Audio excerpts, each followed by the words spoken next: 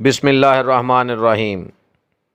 السلام علیکم دوستو، میں میاں سلمان الغنی اور آپ دیکھ رہے ہیں ہمارا YouTube channel tour of world. ناظرین، اگر آپ نے ہمارا یوٹیوب چینل ابھی تک سبسکرائب نہیں کیا تو پلیز اسے سبسکرائب کر لیں اور پاس ہی بنے گھنٹی کے نشان کو بھی پریس کر لیں تاکہ ہماری ہر نئی آنے والی ویڈیو بآسانی آپ تک پہنچ سکے۔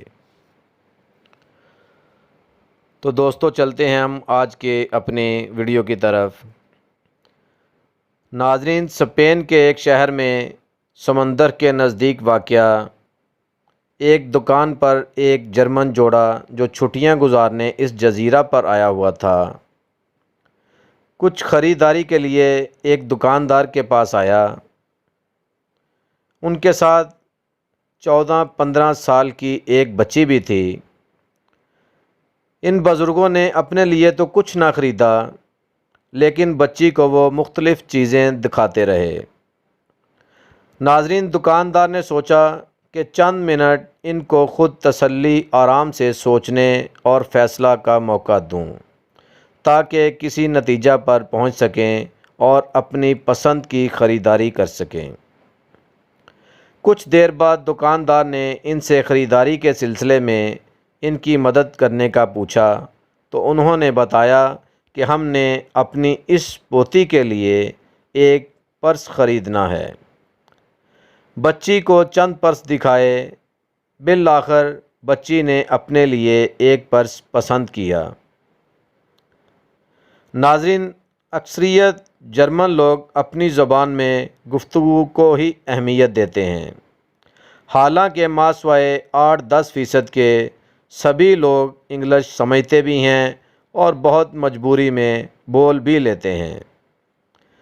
چونکہ دکاندار کو جرمن کے 2-4 الفاظ کے علاوہ جرمن زبان نہیں آتی تھی، لہٰذا وہ انگلش میں ہی سیاحوں سے بات چیت کرتا تھا۔ ناظرین، دکاندار نے ان سے چند رسمی کاروباری جملے بولے۔ جرمن جوڑا تو انگلش اچھی سمجھتے بولتے تھے، لیکن بچی سے وہ جرمنی زبان میں کچھ پوچھتے اور دکاندار کو ترجمہ کر کے بتاتے۔ دکاندار نے دریافت کیا کہ آپ تو بہت اچھی انگلش جانتے ہیں، لیکن کیا وجہ ہے کہ بچی نہیں جانتی؟ ناظرین، انہوں نے بتایا کہ اگر آپ عربی بول سکتے ہیں تو آپ اس سے عربی میں بات کر سکتے ہیں۔ دکاندار بہت حیران ہوا اور پوچھا، آپ جرمن اور اس بچی کو آپ نے انگلش کے بجائے عربی سکھائی؟ میری کچھ سمجھ میں نہیں آ رہا۔ چونکہ دکاندار تو اس بچی کو ان کی پوتی سمجھ رہا تھا، ایسا لگ رہا تھا کہ اس کا سوال ان کے لیے بھی مشکل تھا۔ ناظرین، دونوں میاں بیوی نے ایک دوسرے کو دیکھا اور کچھ ہچکچاہٹ کے بعد اس کو جواب دیا۔ جو جواب انہوں نے دیا اس نے دکاندار کو حیران بھی کیا اور ان کے لیے اس کے دل میں عزت و تکریم میں بھی اضافہ ہوا۔ ان کے جذبہ انسانیت سے متاثر ہو کر ان کی مرضی سے ان کی ایک تصویر بھی لی۔ ناظرین، ان کا جواب تھا، یہ بچی مسلمان اور شامی ہے۔ شام کے اپنے ملک سے ہزاروں در بدر خاندانوں میں سے یہ بھی کسی کی لخت جگر ہے، اور ہم نے اس کو اس کی مصیبت و پریشانی میں مدد کے نقطہ نظر سے اڈاپٹ کیا ہے، یعنی اب اس کی پرورش، تعلیم اور ضروریات زندگی کی ذمہ داری مستقل طور پر ہمارے ذمہ ہے، اور ہم اس کے ساتھ بہت خوش اور مطمئن ہیں اور سمجھتے ہیں کہ ہمارے دنیا میں آنے کا کچھ فائدہ ہوا یا ہماری قیمتی خوبصورت زندگی کا ایک قرض ادا ہو گیا۔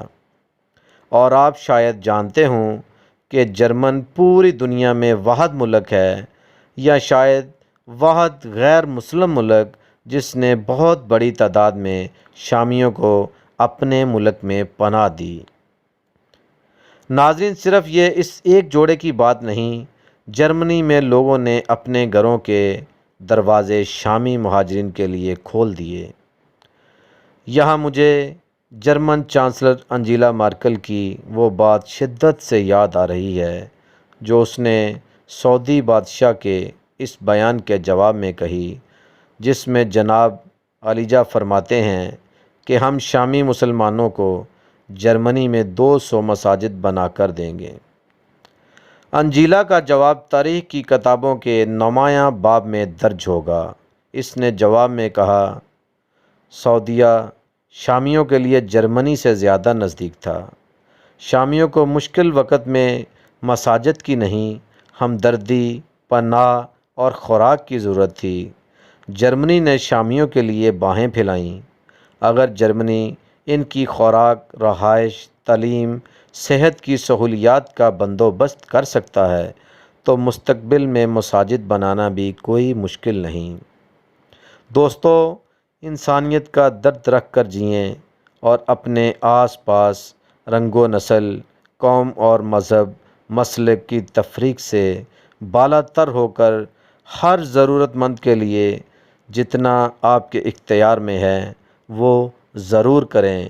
یقین کریں آپ کو بے حد خوشیاں ملیں گی۔ اور اسی اپنے پن کے ساتھ مجھے اجازت دیجیے، اپنی دعاؤں میں یاد رکھیے گا۔ پاکستان زندہ باد۔